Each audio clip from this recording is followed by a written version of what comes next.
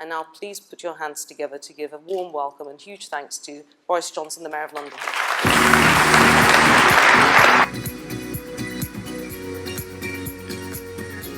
Thank you very much. Thank you. Good morning, everybody. Thank you very much, Upi. Good morning, everybody. Very, very kind of you to invite me along this morning, and thank you for that very generous, typically hospitable welcome. A few years ago, ladies and gentlemen, I had a late-night conversation with a world-famous author, a very successful author, about what I saw as a serious injustice. I said to her, take this Harry Potter of yours. I said, why are we allowing him to be kidnapped by America? Why are they building a colossal Harry Potter theme park in Orlando, Florida, or somewhere in Florida? I can't remember exactly where it is in Florida. And I asked her, where does Harry Potter go to school? Which country? Not France. Britain, obviously, somewhere or other. Hogwarts is up, definitely. Where does he catch the train from to go to school? Where does he catch the train from? Anyone know? King's Cross. Where's King's Cross? London, that's right. Where does Harry Potter get his wands? Where's the shop that he buys his wands? London, obviously, isn't it? Where's the Ministry of Magic? It's all in London. And I said to my friend, surely to goodness, we should be having Harry Potter World in London, in particular at the Olympic Park, where we have bags of space. This was a few years ago. I was making this pitch. We've got 45 million people going to it, and it wasn't quite as many then, but it was huge numbers going to the shopping centre. And you know what she said to me? And admittedly, it was quite late at night, and she may have been winding me up. Maybe she was winding me up. Maybe she was trying to get a rise out of me. And I cannot exclude the possibility, ladies and gentlemen, that it was a particularly convivial occasion, and we were both in a convivial frame of mind. But do you know what she said? She said, the trouble with Britain, or the words to this effect, I don't want to get it entirely accurate. She said, the trouble with Britain, we just don't do this kind of thing as well as the Americans. We don't have that same culture of service, she said, expanding. We don't have the same enthusiasm, that go the extra mile, have a nice day, can I supersize you, would you like Thousand Island or Ranch? Can do gung-ho approach to the hospitality. This is what she was saying. And she said that's why we can't have a Harry Potter gigantic theme park in the East End. And I have to tell you, I sat there like a stunned mullet, with my mouth opening and shutting in amazement. And I said, oi, at length, gathering my thoughts. I said, oi, JK, because that was her name, and still is her name. I said, oi, JK, no, I said. You're wrong. And I tried to argue with her about what was happening in London, the changes to the London economy, and the huge changes in our lifetime. But unfortunately, on that occasion, I was not able to deploy the killer statistic that I have brought with me today, this morning. I wasn't able to get the ball back over the net as powerfully as I would have liked, and I'm delighted to be able to tell you today, ladies and gentlemen, members of the BHA, that the absolute crushing rejoinder to anybody who criticises any part of the British tourist or hospitality industry is that we are the number one. And I ask you, which city, ask J.K. Rowling, which city is now the most visited in the world? Which city? Is it Paris? Is it New York? Folks, for the second year running, and indeed this is the first time it's happened in my lifetime, but for the second year running, we have knocked our competitors off the number one spot, and London is the most popular city on earth, with 18.8, we had I think about 7, what was it? Gordon, where's Gordon Innes of London and Partners, did an absolutely fantastic job. They claim about 17.6 million visitors last year. We're forecasting on the basis of all the beds that have been booked and all the rest of it, 18.8 million visitors this year, generating about 11 or 12 billion pounds for the UK economy. And that, folks, is your work. You've done that. And it's the work of everybody in this sector. How have you achieved it? How is it possible? Well, there's all sorts of reasons, but I think fundamentally you've got a pretty good product to sell. London. Don't you think? One of the safest big cities on earth. No? Crime down over the last 7 years, to pick a period entirely at random, by about 18%. The safest metro system anywhere in Europe, safest tube system anywhere in Europe. Record lows of crime on the tube. Bus crime down 50%, which is obviously it's not crime committed by buses, which is very rare indeed now in London, but crime committed on buses down 50%. The murder over that 7-year period, the murder rate roughly down 50%. You are, just worth pointing out to J.K. Rowling and others who may favour the American tourist experience. You are probably about 6 times more likely, 10 times more likely to be murdered in parts of Florida than you are in London, quite frankly. And people should bear that in mind. It's a city, obviously, where we're seeing colossal investment, transformatory investments going on in our mass transit systems, in public transport, the tube.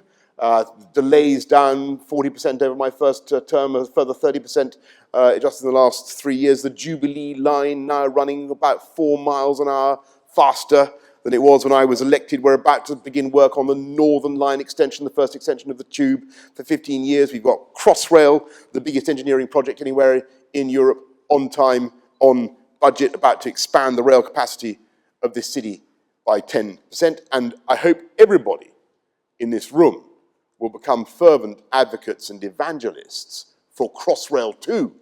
Yes? Yes. Build the movement, folks. Crossrail 2, what they used to call the Chelsea-Hackney line. Hook up the southwest and the northeast of the city, solve all the problems of the passengers trying to come in through the Waterloo throat, and allow us to regenerate all those wonderful brownfield sites up in the Lee Valley. It is going to be an absolutely stupendous project for London. We've got to do it. We're growing faster than any other city in Europe. We've put on 600,000 people just since I've been mayor. We are going to be 9 million by the end of this decade, probably sooner, 10 million by 2030, probably 11 or 12 million people by 2050. We urgently need Crossrail 2. And of course, I think the reason for the success of London as a product to sell to potential visitors is that we have all these natural advantages. More world-class museums, more top 10 museums, 3 of them, than any other city on earth. Total of 240 museums compared to a paltry 80 for New York. I think I got that. Is that really right, by the way? That's the figure. That's the figure I have from London and Partners. I'm not going to contest it. I'm told that we have more Indian restaurants in London, not just than Delhi, not just than Mumbai, but more Indian restaurants than Mumbai and Delhi combined. We have more Michelin-starred French restaurants than Paris, or at least we used to, until the French government became aware of this fact, and they were so horrified that they, in a rather sort of Stalinist way, commanded the authors of the Michelin Guide to go out distributing Michelin stars we have the best. I mean, I think it is acknowledged around the world that we have the best hospitalities, the best catering sector, the best restaurants anywhere on the planet. We have a restaurant that is consecrated entirely to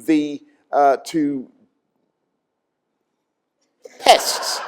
Pests. It's a Rentokil sponsored restaurant that serves you deep fried cockroaches. We have a restaurant dedicated to the life and works of Silvio Berlusconi, called Bunga Bunga. I don't know what goes on there. And how is all this been achieved? Well, obviously, we've got the infrastructure, we've got a very safe city, we've got bikes everywhere pullulating around the city, we've got more green space than any other European city. It's a fantastic place. We've got the air quality is steadily improving. Yes, it is. Don't listen to the BBC, folks. NOx is down by about 20%. Even in some of the worst areas, like Oxford Street, you're seeing, and Marylebone Road, you're seeing real improvements in air quality. PM10s, PM2.5s down about 15%. There was a recent bad air incident in our country when the air in Norfolk was worse than it was in London, my friends. And the time is not far off when children in Norfolk will be bussed in to Hyde Park Corner to breathe the sweet air of our city. Now, we have all those things going for us. We have all those natural advantages: infrastructure, low crime rate, fantastic environment, museums, culture, history, royal family, all those things that were beautifully indicated in that quick movie. But we've got something else, haven't we now? We've got something else. What is it? It's the people. It's the people. It's the culture of service. That thing that we were supposed not to have. If you look at what is going on now, you have hundreds of thousands, if not millions, of people who are doing a fantastic job. People who get up early, do the cleaning, do the washing, plump the pillows, put the mint on the bedclothes, count the number of Toblerones in the minibar, whatever they have to do these days. I think minibars may be going out of fashion, but they're doing it, and they are doing an absolutely phenomenal job. And I congratulate all of you in that sector who are helping. And I share exactly what you had to say about apprenticeships. They are vital, and I congratulate you on the huge number of jobs that you are creating. And I want to urge everyone. I know that Nick Varney has said something earlier on about the living wage. I really think it's a fantastic thing. I know it may seem difficult, it may not be for everybody immediately, but the firms that pay the living wage, overwhelmingly, it's massively expanded now in London in the last few years. We've got hundreds and hundreds of companies, and even contract cleaners now paying the living wage. And they find that when they do it, they have higher loyalty and commitment in their staff. They have higher productivity, and actually they end up having lower staff turnover and lower HR costs. And it really can be made to work for you. And when you think of the way it's working at the moment, with all this taxpayers' money being funneled into really very affluent corporations by way of subsidies for low pay, with all the attendant disincentives and poverty traps that builds into the system, I really think that we need to move on. And I think we should be proud. We should be very proud of the jobs that this sector is creating. And the careers, these are not dead-end jobs. These are stepping stones. These are rungs on the ladder for people. You're creating careers, you're creating avenues of opportunity for thousands and thousands of people and young people in this city. And I think you really are. It really is changing the atmosphere and the culture of work in London. And I am old enough to remember kind of what J.K. Rowling was talking about, when indeed it probably was true that a lot of representatives of the British hotel industry were a bit like Basil Fawlty. And I was the other day reading a story about a couple of French tourists who came to Britain, and it was published in this country in 1970. Anybody read it? It's a wonderful book. It's called Asterix in Britain, and I seriously recommend. Have anybody read Asterix in Britain recently? It is the classic. It's a brilliant book. It is the classic text about the experience of a French tourist in the 1970s in Britain. And Asterix in Obelix, these Gaulish warriors, they come and they are horrified to find that our beer is warm, our food consists of nothing but boiled vegetables and boiled lamb, and the weather is foggy, and there is the buck-toothed serving wenches keep telling the Gaulish heroes that they can't have sandwiches. You remember this? Because sandwiches are off. And they can't have sugar because sugar's off, dear. And so on. And everybody stops for tea breaks punctually every hour. Well, folks, when were you last in a London restaurant when anybody told you that something was off? Huh? Can anybody remember? A long time ago.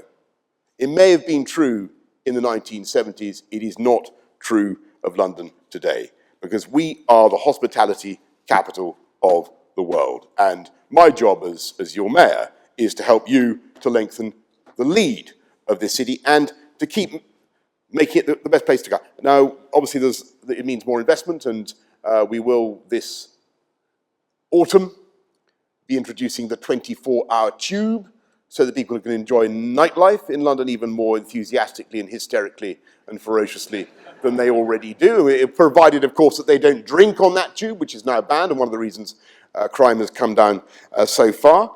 And we will continue to be investing in our city in all sorts of ways to make it, building more homes and beautifying it, so on and so forth. Now, people will tell you, and there's an argument going on in UK politics at the moment, that we should be concentrating on other areas and that London doesn't need this investment in its transport infrastructure. I want to tell you that would be absolutely crazy. We've got to remember that this is the place that people come to first. The tourism economy in Britain is unlike that of the rest of Europe. London is the gateway. 73% of tourists who come to the UK come to London.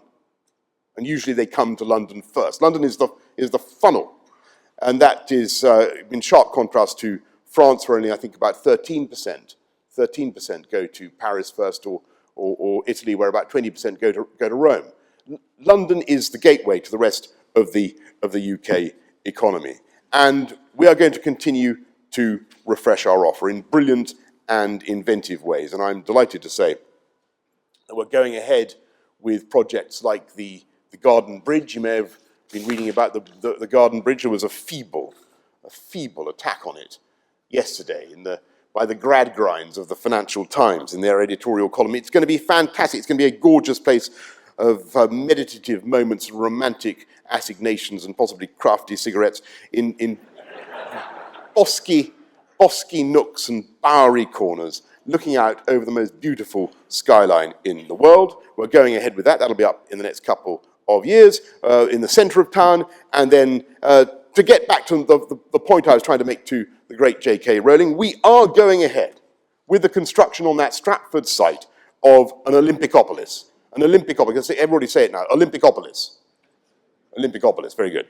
Olympicopolis, which will comprise a Victoria and Albert Museum East, Sadler's Wells, UCL, the great university, and, get this, the Smithsonian Institution in Washington, the world's most visited museum, by the way, I have to say, embarrassingly. We're up there in the, pretty close, but they hold the #1 spot at the moment. But they're doing the right thing because they are going to build a Smithsonian institution right here in London on that Olympic site in Stratford. So I say to J.K. Rowling, my friend, we may have sent Harry Potter to America under license, but it is surely more significant that America's greatest museum is coming to London. The first time they've constructed a Smithsonian anywhere outside the US. And the reason they're coming to London, of course, is that London today has something far more important than 60 Michelin stars. So we have 60 Michelin stars. It's something more important than, what did I say, 3 of the world's top 10 museums and all the other attractions that we have. Superb weather, by the way. Superb weather that currently resembles Greece without the financial crisis, of course. So what do we have that's even more important than all these things that I have described? The best theatre sector anywhere in the world, more bookshops twice as many bookshops as New York. What have we got? Better even than the weather.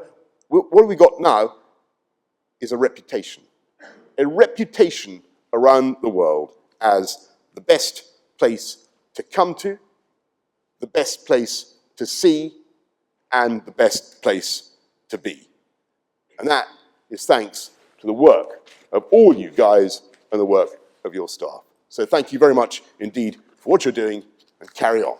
Thank you.